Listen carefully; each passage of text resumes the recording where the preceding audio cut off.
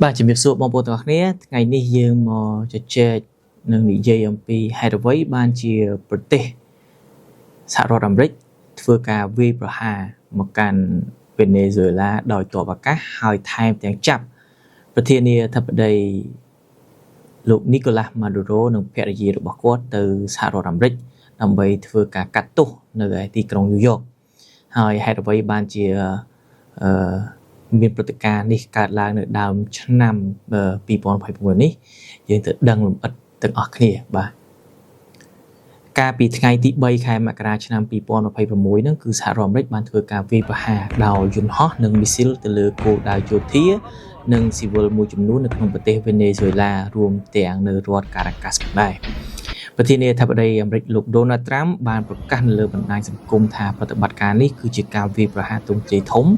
ហើយបានចាប់ខ្លួនប្រធានាធិបតីវេណេស៊ុយឡាលោក Nicolas Maduro និងភរិយារបស់គាត់ហើយនាំពួកគាត់ចេញពីប្រទេសវេណេស៊ុយឡាទៅកាន់សហរដ្ឋអាមេរិករដ្ឋាភិបាលវេណេស៊ុយឡាក៏បានថ្កោលទោសនេះជាការឈ្លានពានយោធានិងបានប្រកាសបច្ចុប្បន្ននេះគឺប្រទេសនៅក្នុងភាពអាសន្នហើយយើងឃើញសេចក្តីថ្លែងការណ៍បន្តបន្ទាប់នៅពេលដែលធ្វើការចាប់នោះគឺមានតាំងពីរុស្ស៊ីនិងចិនបានចេញមុខថ្កោលទោសហើយបច្ចុប្បន្ននេះគឺប្រធានាធិបតីអាមេរិកបានកំពុងតែធ្វើការគេហៅថាដឹកនាំប្រទេសវេណេស៊ុយឡាជាបន្តអាសន្នហើយថែមទាំងបាននាំយកក្រុមហ៊ុនផលិតប្រេងបាទមួយចំនួនបន្ថែមទៀតទៅកាន់ប្រទេសវេណេស៊ុយឡាហើយថែមទាំងធ្វើការយកប្រេងក៏ដូចជាកែរចនាសម្ព័ន្ធផងដែរយើងទៅដឹងអំពីហេតុផលចម្បងថាហេតុអ្វីបានជាសហរដ្ឋអាមេរិកធ្វើការវាយប្រហារទៅលើប្រទេសវេណេស៊ុយឡាដូចទៅបាទហេតុផលមួយចំនួនក្នុងនោះគឺមានការប្រយុទ្ធប្រឆាំងនឹងការជួញដូរគ្រឿងញៀនអាមេរិកបានចោទប្រកាន់លោក Maduro និងរដ្ឋាភិបាលរបស់គាត់ថាជាប្រមុខនៃក្រុមឧក្រិដ្ឋជនឬក៏ភាសាគេហៅថា Cartel de los Soles ក្រុមជួញដូរគ្រឿងញៀនដែលតាក់ទងនឹងយោធាវេណេស៊ុយអេឡានិងក្រុមឧក្រិដ្ឋជន Tren de Aragua ដែលត្រូវបានចាត់ទុកថាជាអង្គការភេរវករពួកគេអះអាងថាវេណេស៊ុយឡាជាប្រភពនៃគ្រឿងញៀនជាពិសេស Fentanyl និង Cocaine ចូលទៅកាន់សហរដ្ឋអាមេរិកហេតុផលទី2នោះគឺការចាប់ខ្លួនដើម្បីនាំមកកាត់ទោសលោក Maduro បានត្រូវតុលាការអាមេរិកចោទប្រកាន់ពីបទភេរវកម្មគ្រឿងញៀនឬក៏ Narco Terrorism តាំងពីឆ្នាំ2020និងមានរង្វាន់ចាប់ខ្លួនរហូតដល់$50 លាននោះប្រតិបត្តិការនេះត្រូវបានគេឃើញថាជាប្រតិបត្តិការ Warrant ចាប់ខ្លួនទី3គឺការដកតំណែងអាមេរិកមិនទទួលស្គាល់លោក Maduro ជាប្រធានាធិបតីស្របច្បាប់នោះទេដោយចោទថាគាត់បានក្លែងបន្លំការបោះឆ្នោតនិងជាមេដឹកនាំផ្ដាច់ការប្រវត្តិនៃការកើនឡើងវិបត្តិនៅឆ្នាំ2025និង2026ចាប់ពីខែកញ្ញាឆ្នាំ2025អាមេរិកបានចាប់ផ្ដើមវាយប្រហារទូកជួញដូរគ្រឿងញៀននៅសមុទ្រការ៉ាប៊ីននិងមហាសមុទ្រប៉ាស៊ីហ្វិកដែលបានសម្លាប់មនុស្សជាង100នាក់នៅខែធ្នូឆ្នាំ2025មានការវាយប្រហារដោយដ្រូនលើកំពង់ផែវេណេស៊ុយឡានិងការដណ្ដើមយកនាវាដឹកប្រេងអាមេរិកបានប្រមូលកងទ័ពនាវាធំបំផុតនៅអាមេរិកខាងត្បូងក្នុងរយៈពេលជាច្រើនទសវត្សរ៍ដើម្បីប្រយុទ្ធប្រឆាំងនឹងគ្រឿងញៀនទស្សនៈពីសំណាក់វេណេស៊ុយឡានិងសម្ព័ន្ធមិត្តរដ្ឋាភិបាល Maduro ចោទអាមេរិកថាចង់ដណ្ដើមធនធានប្រេងនិងរ៉ែរបស់ប្រទេសវេណេស៊ុយឡានិងធ្វើរដ្ឋប្រហារដកតំណែងរបបរបស់គាត់ចេញប្រទេសដូចជាគុយបានិងអ៊ឺរ៉ង់បានថ្កោលទោសជាភេរវកម្មរដ្ឋ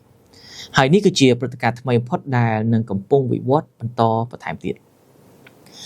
បងប្អូនទាំងអស់គ្នាបានដឹងពីមូលហេតុហើយថាហេតុអ្វីបានអាមេរិក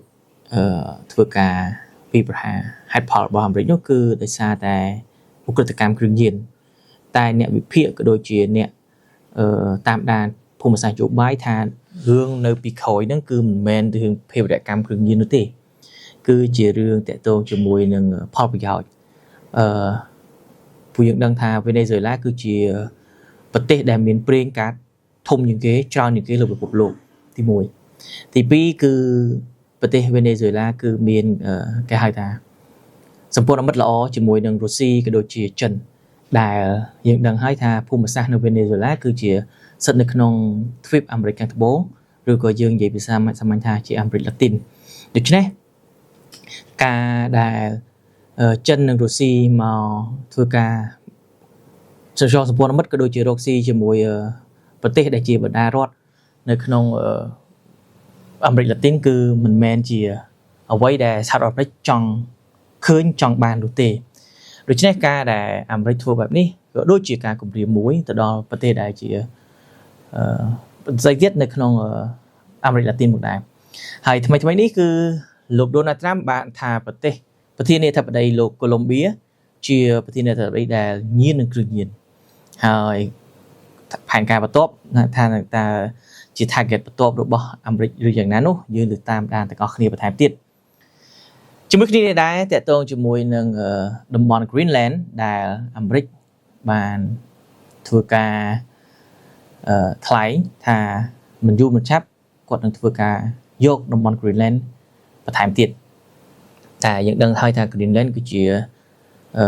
តំបន់មួយរបស់ប្រទេស Denmark ហើយសម្បូរទៅដោយធនធានធម្មជាតិបើទោះបីជា Greenland យើងមើលទៅឈ្មោះ Greenland មែនប៉ុន្តែ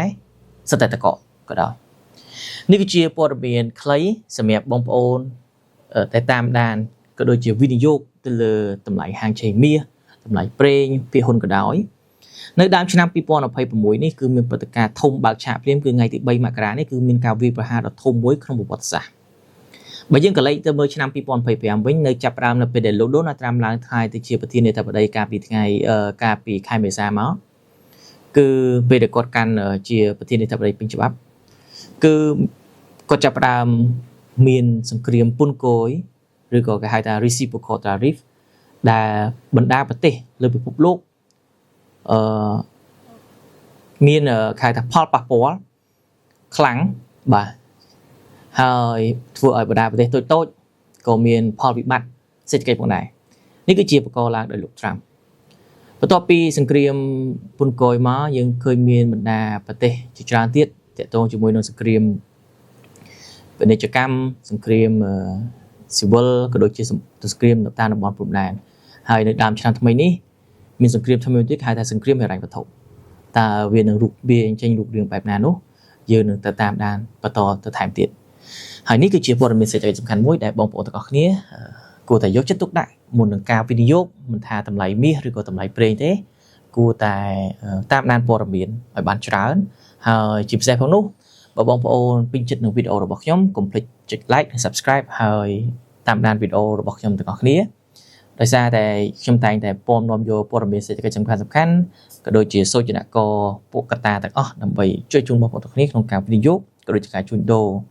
មិនថាតម្លៃមាសទេតម្លៃប្រេងហិរញ្ញវត្ថុឬក៏ crypto ផងដែរសូមអរគុណ